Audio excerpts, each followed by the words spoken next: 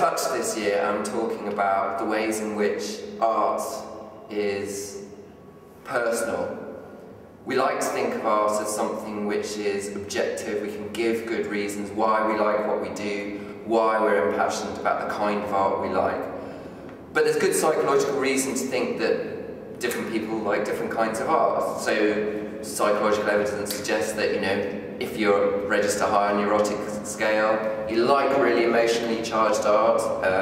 If you're high on the open to experience scale, you like more abstract art rather than representation. And obviously we're familiar, just from our own experience, the ways in which different kinds of art moves us. Music might do it for some, theatre does it for others, certain artists people are really passionate about. But nonetheless, that doesn't mean that there isn't such a thing as impersonal reasons we can give. It's just that we can't expect everyone to agree. And the idea that everyone should agree is a kind of mistake. So the idea that Beethoven's better than Wagner is an illusion.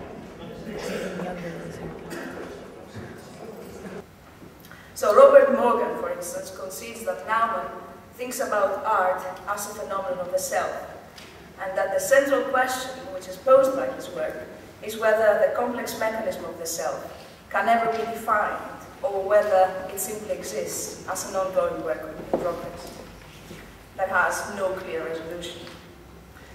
So undoubtedly, a variety of these problems is also pronounced in the Aeneas, Plotinus' collected writings as arranged and edited by his disciple Prof. And there Plotinus claims that in order for a human being to see the beauty of oneself, one needs to work on oneself in the way an artist, a sculptor, works on a statue. And he writes, "Go back into yourself and look, and just as someone making a statue, so you too never stop working on your statue till the divine glory of virtue shines out on you, till you see yourself mastery enthroned upon its seat."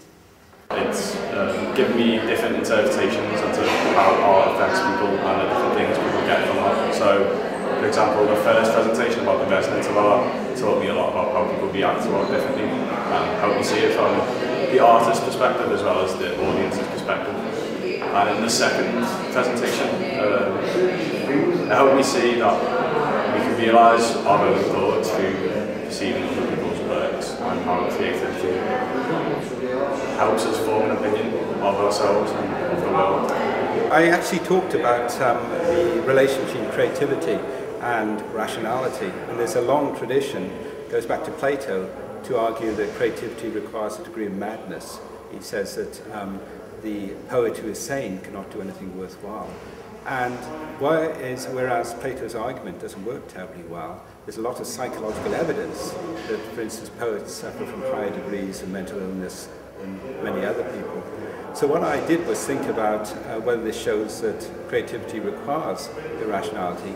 I said it didn't, in part for this reason, that sometimes we can actually rationally use our capacity to be irrational. And I gave the example of Arthur Rimbaud, who talks about inducing in himself a reasoned derangement of all the senses, which seemed to largely involve taking hash and absinthe as well, and inducing literal visions in himself, which he then recorded and expressed in his poems.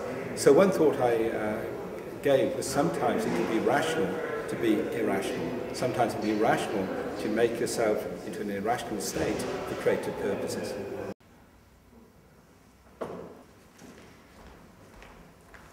Synthetic life, from ars scientifica to ars erotica and back again.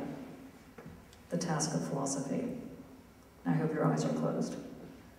So I think that philosophy basically is undergoing, just like almost everything else, a tremendous change. And I think that we are moving out of metaphysics in all senses and into something that I would call post-conceptual.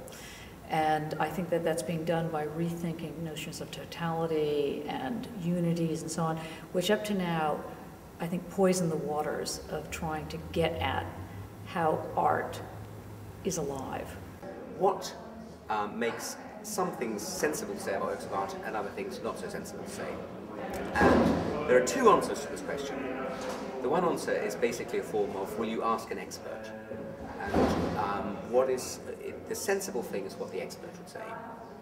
I think there are problems with that. So I was proposing a better, or what I take to be a better answer, is that you ask for a good story, a reasonable story. So the authority of what's said about the work doesn't come from the authority of the person saying it, but rather comes from whether what is said is reasonable or not. Contemporary art is post-conceptual art. This proposition is the outcome of the attempt to construct a critical concept of contemporary art. This is a critical concept, please note, rather than a merely descriptive one or an empirical one. It makes no attempt to embrace the totality of an art that would call itself contemporary. Rather, it derives reflectively from, but nonetheless imposes certain critical demands upon such an empirical totality.